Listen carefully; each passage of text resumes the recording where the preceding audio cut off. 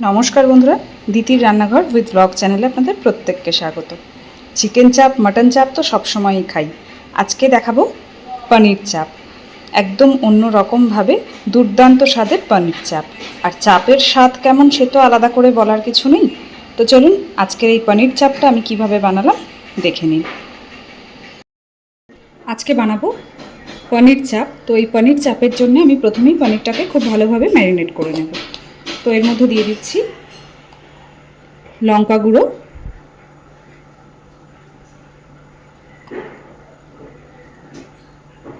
এটা ঝাল লঙ্কার গুঁড়ো।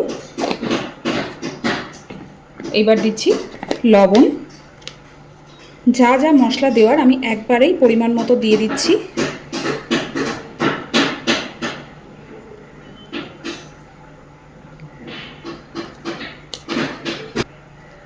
দিচ্ছি সামান্য পরিমাণে একটু সর্ষের তেল, তবে অবশ্যই ম্যারিনেট করার সময় সর্ষের তেলটাই ব্যবহার করতে চেষ্টা করবেন।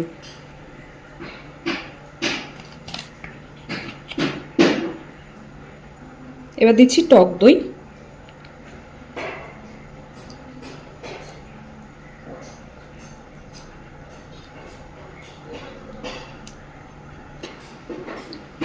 দিচ্ছি পরিমাণ মতো একটুখানি বিরিয়ানির মশলা।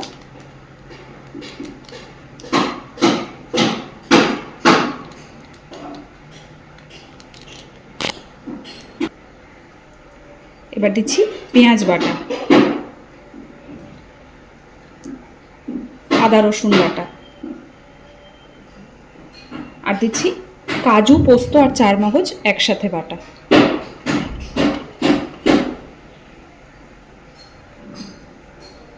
এইবার এই সব কিছুকে খুব ভালোভাবে মেখে নেব। মেখে অন্তত 1 ঘন্টা এইভাবেই ঢাকা দিয়ে রেখে দেব, তাতে করে পনিরের ভেতরেও সমস্ত মশলা খুব ভালোভাবে ঢুকে যাবে।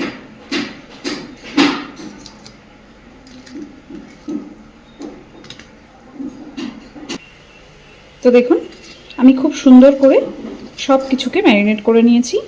এবার এইভাবেই ঢাকা দিয়ে 1 ঘন্টা রেখে দেব।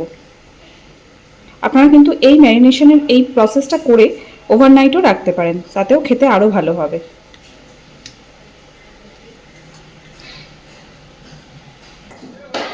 পনির চাপটার জন্য কড়াইতে দিয়েছি সাদা তেল। এবার তেলের মধ্যে দেব ঘি। আপনারা চাইলে পুরোটাও ঘিতে করতে পারেন বা সাদা তেল আর ঘি এইভাবে হাফ হাফ করে দিয়েও করতে পারেন। তো তেলের মধ্যে এবার দিয়ে দিচ্ছি পরিমাণ মতো ঘি।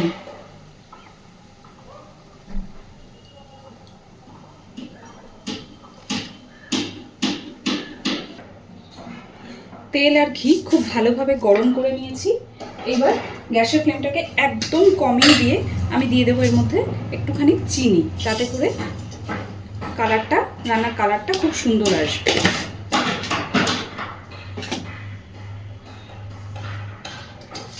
চিনিটা মেল্ট হওয়ার প্রয়োজন নেই, চিনিটা বেশি মেল্ট করে নিতে গেলে রঙটা কালো হয়ে যাবে। এইবার আস্তে আস্তে পনিরের পিসগুলোকে এই তেলের মধ্যে বসিয়ে দেবো, কিন্তু বারবারই বলছি গ্যাসের ফ্লেম একদম কমানো থাকবে।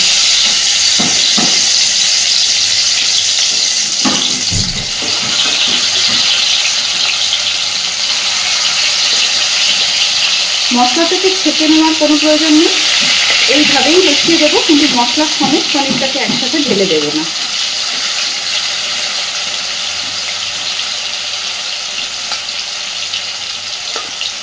আস্তে আস্তে একটু সময় নিয়ে এইভাবে পনিরের পিসগুলোকে তেলের মধ্যে সব দিয়ে দেবো।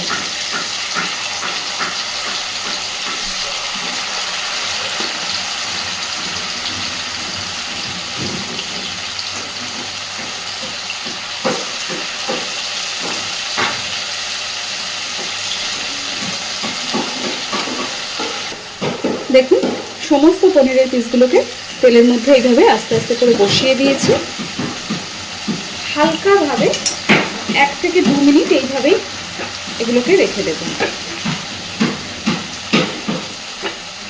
আমরা অনেকেই বাড়িতে নিরামিষ খাই, যারা মাছ মাংস খায় না বা মাংসটা একেবারেই খায় না, তাদের জন্য যে কোনো দিন কিন্তু এইভাবে পনির চাপ বাড়িতে বানিয়ে দিতেই পারেন। আর আর একটা কথা হচ্ছে, যারা পেঁয়াজ রসুনটাকে আঁশের মধ্যে ফেলেন না তাদের জন্য তো কোনো ব্যাপারই না, কিন্তু যারা পেঁয়াজ রসুনটাও খান না সেক্ষেত্রে পেঁয়াজ রসুনটাকে অ্যাভয়েড করতে পারেন। একদমই 1 থেকে 2 মিনিট এইভাবে তেলের মধ্যে রাখার পরে এবার আমি ওপর থেকে দিয়ে দেবো মশলাটা।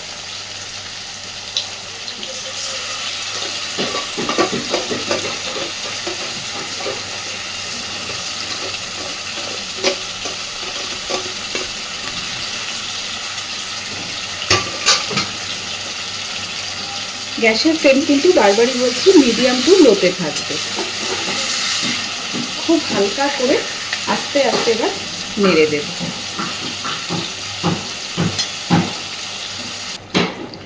দেখুন সুন্দর করে সব কিছু ফুটতে শুরু করেছে। আর যেহেতু এটা পনির চাপ, খুব বেশি নাড়াচাড়া করলে কিন্তু পনিরগুলো ভেঙে যাওয়ার সম্ভাবনা থাকবে। চেষ্টা করবেন এই রান্নাটাতে একটু পনিরের পিসগুলো বড় বড় করতে, তাতে করে খেতে বেশি ভালো হবে। খুব হালকা হাতে একটু নাড়াচাড়া করে গ্যাসের ফ্লেমটাকে একদম লোতেই রাখবো। দেখুন সুন্দর করে আস্তে আস্তে নাড়তে নাড়তে, আর এইভাবেই মিডিয়াম ফ্লেমে রেখে চাপটা মোটামুটি তেল ছাড়তে শুরু করেছে এবার মশলা থেকে।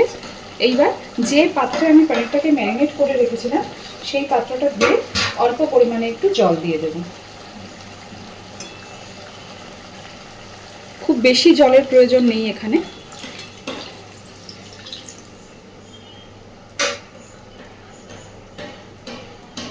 জলটা ফুটে ওঠা পর্যন্ত গ্যাসের ফ্লেমটা একটু বাড়িয়ে রাখবো, তারপরে আবারও কমিয়ে দেব।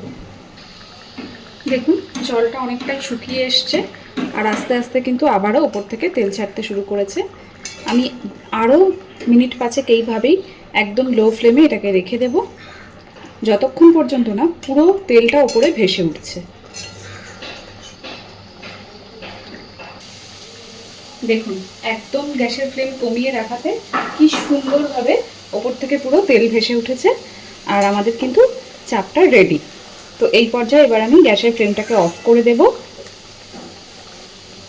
আর ওপর থেকে দিয়ে দেব এইটুকু গ্রেভি তো প্রয়োজন। আপনারা যদি মনে করেন এর থেকেও হালকা একটু গ্রেভিটা আরেকটু শুকিয়ে নেবেন তাহলে সেটাও আপনারা করতেই পারেন, তাতেও কোনো অসুবিধা নেই, কিন্তু আমি এইটুকু গ্রেভি এখানে রাখবো।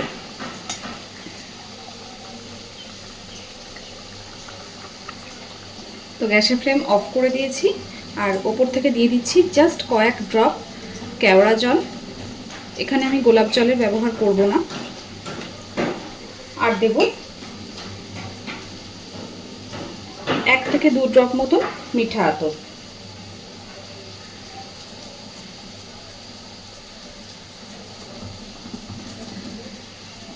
ব্যাস,